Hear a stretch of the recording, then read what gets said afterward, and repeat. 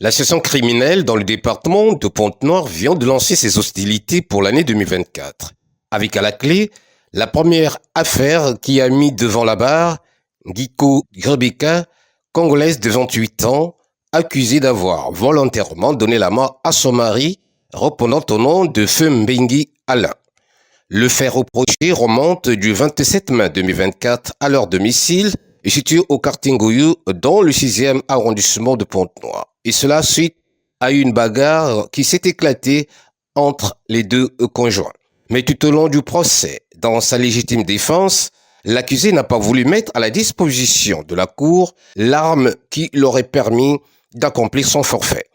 Une situation ambiguë qui a suscité du côté des membres du jury et du parquet plusieurs questionnements. Après donc l'instruction au fond, le ministère public, dans ses réquisitions, a retenu que l'infraction d'homicide volontaire a été établie et la prévenue devait écoper d'une sanction sévère de 10 ans de travaux forcés. Des parties civiles, selon les termes de leur constitution, et vous notifierez à Nguiko Rebecca le délai requis par la loi de 3 jours pour se pourvoir en cassation. Lorsque nous avons dit tout cela, nous croyons que vous allez nous suivre à 1000%. J'ai requis. Pourtant, la Cour en a décidé autrement.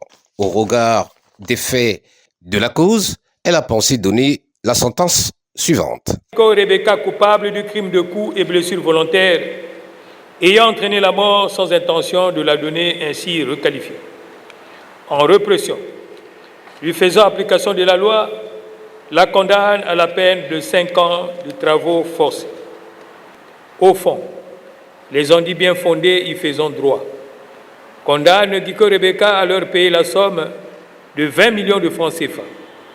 Selon les dispositions du législateur, la condamnée a 3 jours pour interjecter appel. Pendant un mois et quelques semaines, cette session criminelle aura à examiner plusieurs affaires dominées par les cas de viol. Le public pontenegrin est appelé d'assister à ces audiences criminelles qui ont une valeur pédagogique.